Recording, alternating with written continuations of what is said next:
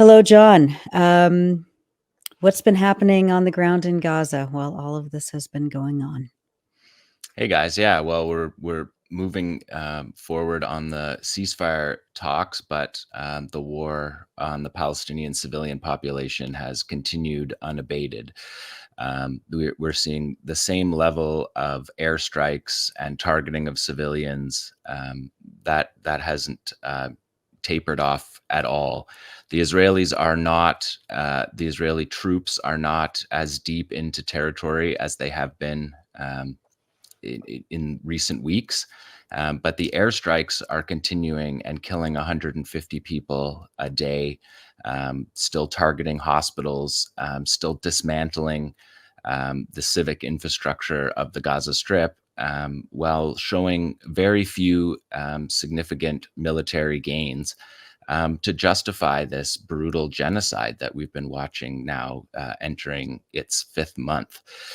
So Maureen reported, and you reported, Nora, earlier on in the show about some of the satellite imagery that's come out from the Gaza Strip that we're going to show you here to give people a sense of what it looks like when we're talking about 35,000 airstrikes, hundreds of thousands of tank shells targeting the civilian infrastructure in the Gaza Strip as a response to the October 7th military assault, which collapsed the Gaza division and cast the Israeli security establishment into disrepute within the society in Israel. And so what we're seeing is the Israeli military taking it out on the civilian population in the Gaza Strip as an attempt to sort of re-burnish their reputation within their society. And so what we're looking at there is a map of Gaza from the north to the south. And largely what we're seeing there is targeting, this is satellite data from the 17th of January. So it's actually 2 weeks old. It's from the middle of January.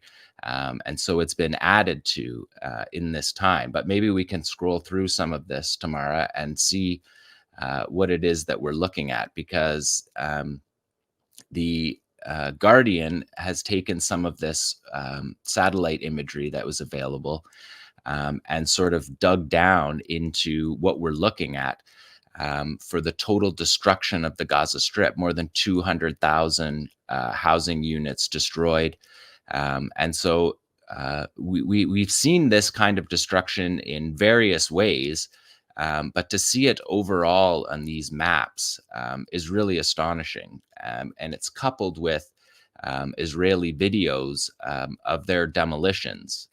And so what we're seeing is a comprehensive attack, a systematic dismantling of civilian life in the Gaza Strip. And we know that that doesn't match Israeli estimates of the dismantling. What they're saying is the dismantling of the Qassam brigades and Hamas in Gaza, where Israeli and American intelligence estimates put the degrading of the fighting force and the tunnel apparatus in the Gaza Strip at less than 25%. But what we're looking at here is almost total destruction of the civilian population, 80% in the north of buildings destroyed. And you can see just in this kind of imagery, each and every one of these is a house, is a family. These are apartment towers that you're looking at right there, 20-story buildings with hundreds of families living in one building, completely erased. And so this is in the north. And if we move down, it's targeting, of course, started in the north, and then the attack moved down to Gaza City. And you can see the areas here in the center of Gaza moving towards Gaza City. And largely we're looking at the built up areas, because as we've talked about a number of times, if you just look at that total destruction, and what we've talked about on this show a number of times is that the Gaza Strip has built up densely populated areas, and around it are farmlands in the areas that used to be Israeli settlements. So even the areas that we aren't seeing in red in the zoomed out maps are actually farmland and not civilian buildings like this. This area of showing the area of Jabalia to Gaza City, just total destruction. And that's what Israel has been doing, not a targeted military operation, but a genocide against the population where the red blots cover the entire area. Again, this is satellite imagery from the middle of January of bomb damage from Israeli airstrikes, just totally covering the entire area. And the Israeli Defense Ministry the other day bragged about how they have received 250 cargo planes worth of weapons and material from the United States, more than 20 container ships full of weapons, totaling more than 10,000 tons. These are American weapons shipped to Israel throughout this 124 days at a rate of 2 cargo planes a day. Unloading this equipment and then having it be dropped on the Palestinian population in the Gaza Strip.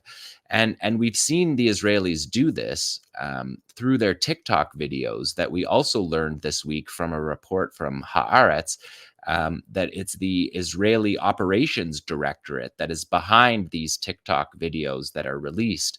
One channel in particular that is very popular within Israel, which shows torture, gore, and destruction, and that has been a military that came from the Israeli military, which we of course knew all along. It came from the Israeli military. We saw them stage the arrests, the mass arrests, and force Palestinian civilians to walk towards them with guns that they said that they had, which they clearly didn't have. And then these social media videos get disseminated throughout Israeli society. And they're coming from the Israeli army. This is a goal of the Israeli army, to create this destruction and to show that to their population that that's what they're doing. Not targeting Qassam, not destroying the militants, but targeting the civilian population, humiliating them, arresting them, stripping them naked, torturing them, destroying the entire infrastructure of the Gaza Strip, the schools, the hospitals. That's the only thing that's been systemically targeted. There's no sign in any of the Israeli military reporting of anything like the 10,000 fighters that they said have been killed by the Israeli military, according to Israeli numbers, which is more than the total number of men killed in the Gaza Strip, because we know, as you said at the beginning of the show, Nora, that 75% of the targets of this war have been women and children.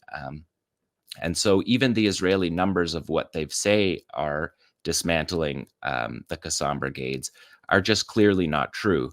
And the New York Times, actually, for the first time, 120 odd days into the war, for the first time reported on the way that these TikTok videos have been disseminated within Israeli society, despite the fact that this has been going on. And you can see here in this grid map that Tamara is showing us, these are the mines that the Israelis have laid, and these buildings, and blown them up, entire neighborhoods that we're seeing examples of, neighborhood after neighborhood just flattened for no military purpose.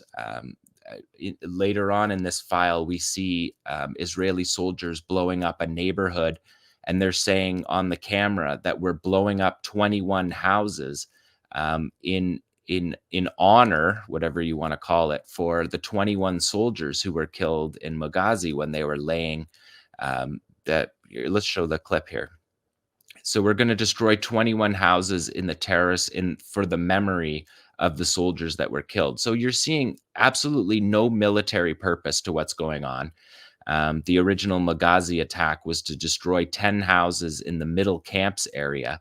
And here we have soldiers saying they're destroying 21 houses in the Khan Yunis area as revenge. This is a revenge operation that the Israelis are carrying out. And despite their claims that they're dismantling Hamas in the Gaza Strip, their own intelligence shows that that Hamas has reconstituted itself in the areas which we reported on right from the beginning, when Israel said that they had absolute control over the north. And it was obvious months ago that they didn't have that. It's even more obvious now when their forces have had to reinvade Gaza City in order to try to have some sort of, that's ISRA University that we're watching there, just be vaporized.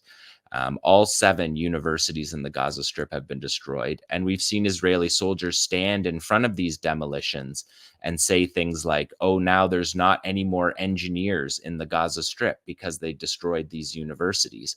And so you can see clearly the intent, and I guess that's what the ICJ was dealing with here, is because normally in genocide, the intent is the difficult thing to prove. For the Israelis, the intent is the easiest thing to prove because there's absolutely no military objective to vaporizing these neighborhoods. They're trying to make the Gaza Strip unlivable for the civilian population. And in these videos that we haven't showed for this war, I haven't showed these videos because I think they're disgusting and appalling. You can see them on social media, and here they're cheering. The soldiers are cheering for this destruction of a civilian neighborhood. So maybe we can go to number 9, Tamara, because in Khan Yunis the other day, while the Israelis were demolishing, this is the poorest people in the Gaza Strip, people living in makeshift huts in Khan Yunis. And here comes a D9 bulldozer flattening its way for no military purpose through the poorest people in the Gaza Strip's homes. And he emerges here in his bulldozer with pieces of the family's homes all over the bulldozer. And there's a Qassam fighter waiting for him right there. And the shot hits the cage of the vehicle, a direct hit on the bulldozer that's demolishing these houses. What we're looking at for the listening audience is ramshackle houses made of corrugated metal and sheets. And we have a bulldozer, an armored bulldozer provided by Caterpillar. Speaking of boycott, which is in Illinois, just a few miles away. The United States Caterpillar company here. Yeah. And then you can see this fighter, literally 2 fighters, because we have a cameraman and a shooter, standing right in front of the vehicle, the D9 armored bulldozer, and then escaping back to their base through the tunnels. So I just wanted to show that one video. How do you think the bulldozer crew came out of that? That is for sure 2 fatalities. There's no question. You can see the weapon, which is an 85 millimeter tandem charge. You can see it detonate twice, once inside the cab. And so Israel did acknowledge 2 killed in Khan Yunis this week. But as we've reported a number of times on this program, Israel's not being forthcoming with their casualties. And despite the fact that they said that they were going to report every day on their casualties, they haven't been doing that in the new year. And they're doing it largely to cover up these kind of these kind of morale. They're trying to keep the morale in their forces up long enough to destroy the civilian infrastructure. John, when the Israelis do announce deaths like this, they say that these soldiers died in combat defending Israel. Does that look like combat to you? No, this is, I can't stress enough that this is the poorest section of the Gaza Strip. The most impoverished people who are living here with corrugated metal housing. And you have an Israeli military that decided one morning that the target of their day's operations are going to be to flatten this makeshift camp. And honestly, that video is one of the most just straightforward street justice videos that we've seen in this war. The way that bulldozer has people's homes hanging off of it at the moment it's struck by the Palestinian fighters. I just wanted to show that in context of these destruction, of the satellite imagery of destruction, which makes it difficult because when we show the satellite imagery, it's all splotched with red. And it's hard to understand what we're looking at with the totality of the destruction. But this video here shows you what it looks like. This is one of the ways that they demolish houses. They demolish them sometimes with bulldozers, brick by brick, and they show videos of it. They showed one the other day where they lifted the chair out of the house and put it to the side, while they slowly recorded a TikTok video destroying a house that has no military objective. We watched them blow up that university, Isra University. No military objective. In fact, the schools that the Israelis are blowing up, the United Nations schools and the universities, were used by the Israelis as military bases. So we know that there's actually no tunnels in those schools because the Israelis use them as a base.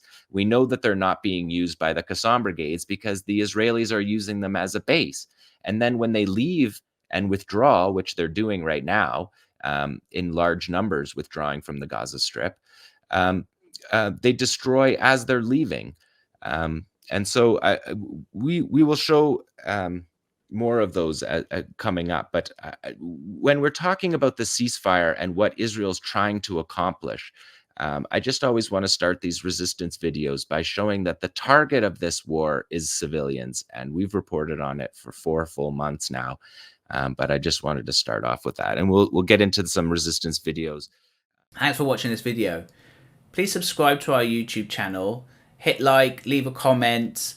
These engagements help us with the YouTube algorithm, and it helps us to get around Silicon Valley censorship as much as possible. It does make a difference. You can also support our journalism by going to electronicintifada.net and clicking on donate now. Thank you.